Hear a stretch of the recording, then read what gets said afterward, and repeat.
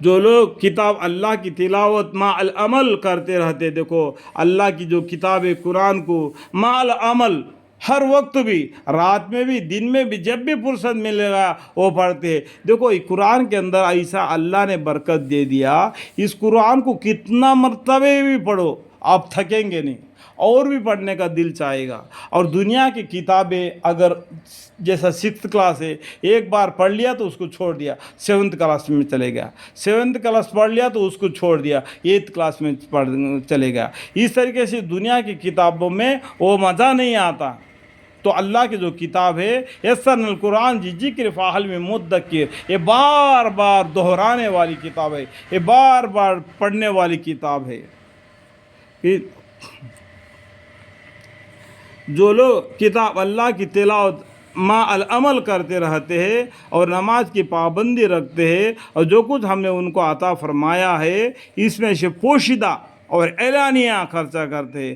دیکھو پوشیدہ بھی خرچہ کرنا، اعلانیہ بھی خرچہ کر دینا، کوئی بھی اللہ کو معلوم ہے، لیکن پوشیدہ خرچہ کرنا زیادہ بہتر ہے بول کے حدیثوں میں آیا۔ اور وہ ایسی تجارت کے امیدوار ہے کہ جو کبھی ماند نہ ہوگی، جو اس طریقے سے پوشیدہ اور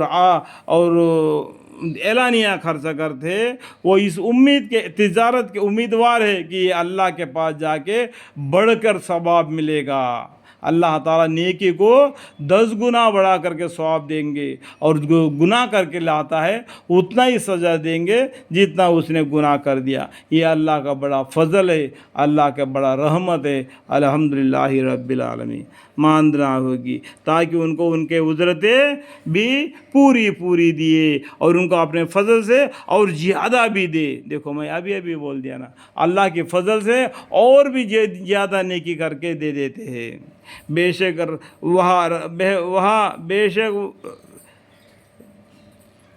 زیادہ بھی دے، بے شک وہاں بڑا بخشنے والا، بڑا قدردان ہے۔ انہو غفور شکور، اللہ تعالیٰ بخشنے والا بڑا مہربان ہے۔ اور یہ کتاب جو ہم نے آپ کے پاس وحی کے طور پر بھیجی ہے، یہ کتاب کی وحی کے معنی کیا ہے؟ جبریل علیہ السلام نے تھوڑا کر کے جس طریقے سے وہ اعمال چل رہا تھا اس طریقے سے قرآن کی آیتیں نازل ہوتی گئی، اسی طریقے سے پیغمبر صلی اللہ علیہ وسلم، صحابہ اکرم رضی اللہ عنہم نے اس طریقے سے اپنی زندگی کو موڑ رہے تھے، بدل رہے تھے۔ اسی طریقے سے تھوڑا کر کے اس لیے نازل کر دیا کہ ان کو قوی کر دے، طاقت لائے ان کے اندر میں۔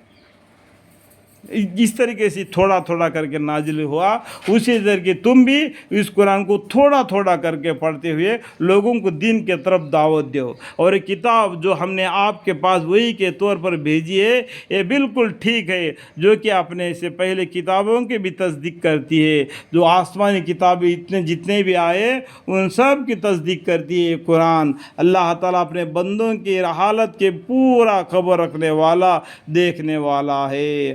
اللہ تعالیٰ نے یوں کہ تم کو پیدا کر کے دنیا میں نہیں بھیج دیا، اللہ تعالیٰ اپنے بندوں کی حالت کی پوری خبر رکھنے والا، خوب دیکھنے والا ہے۔ پھر یہ کتاب ہم نے ان لوگوں کے ہاتھوں میں پہنچائی جن کو ہم نے اپنے تمام دنیا کے بندوں میں سے پسند فرمایا۔